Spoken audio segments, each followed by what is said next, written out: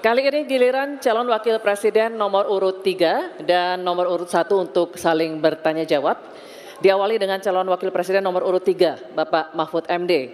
Untuk bertanya kepada cawapres nomor urut 1, Bapak Muhaimin Iskandar.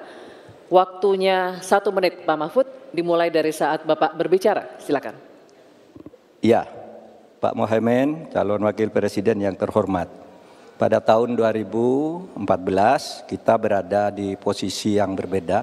Saya menjadi ketua timnya Pak Prabowo, Pak Muhaimin di timnya Pak Jokowi waktu itu.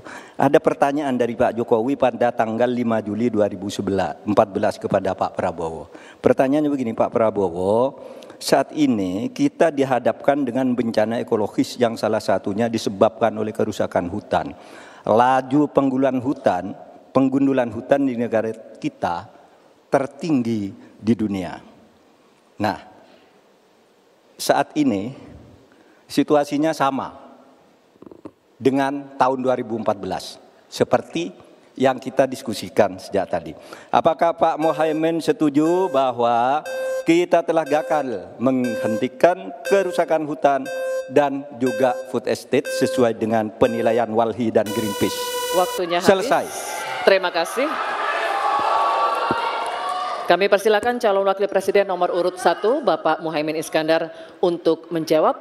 Waktunya 2 menit dimulai saat Bapak berbicara. Silakan. Yang patut untuk bisa menjadi alat ukur adalah bahwa dari seluruh rencana mengurangi deforestasi itu adalah berapa prestasi untuk melakukan penghijauan atau reforestasi. Sampai hari ini saya setuju dengan Pak Mahfud, tidak ada keseriusan dan kesungguhan untuk itu. Bahkan mau menyediakan pangan nasional saja, kenapa tidak melibatkan petani? Malah juga melakukan penggundulan hutan dan gagal lagi. Karena apa? Karena tidak melibatkan masyarakat adat setempat, juga tidak melibatkan para petani, bahkan merusak keanekaragaman hayati kita. Sehingga menurut saya ini soal keberpihakan Pak Mahfud.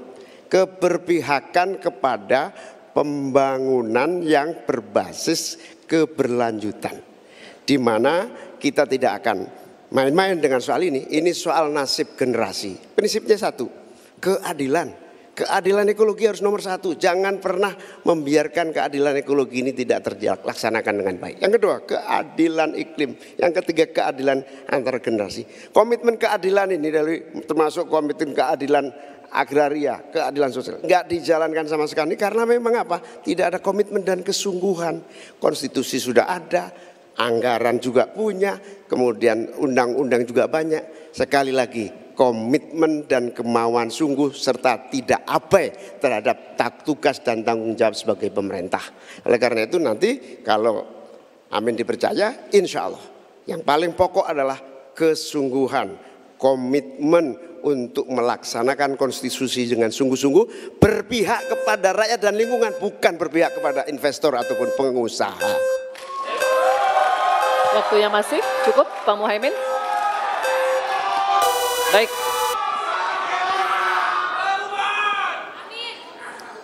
Kini kami persilakan cawapres nomor urut 3 Bapak Mahfud MD untuk menanggapi. Waktunya 1 menit. Baik. Mulai dari saat berbicara, silakan. Pak Muhaimin,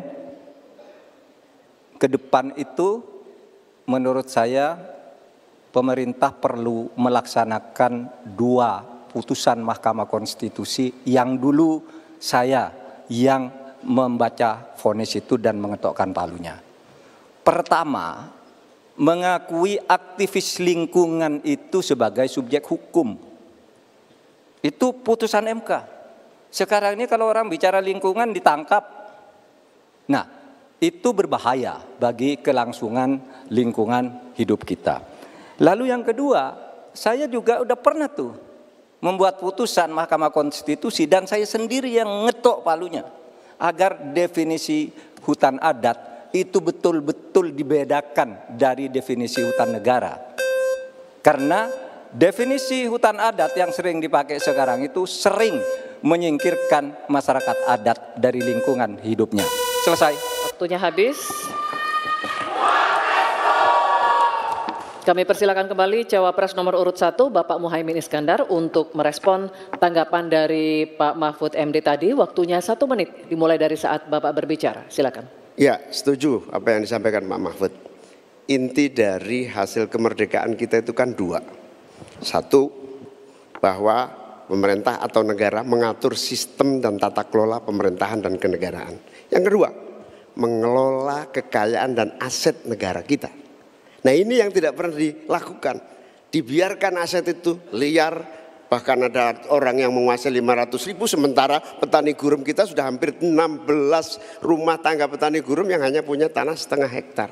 Itu dari segi soal pertanahan. Nah apalagi jasa para pemangku adat, masyarakat adat yang memiliki banyak jasa sejak sebelum kemerdekaan hingga hari ini, menjaga hutan, menjaga lingkungan kita, tetapi tidak pernah diajak dialog. Ada pemaksaan melalui PSN, tidak diajak bicara. Rempang misalnya, itu tidak melibatkan dengan sungguh-sungguh masyarakat di sekitar itu. Terima kasih. Masih ada waktu Bapak? Cukup? Cukup. Baik, oke.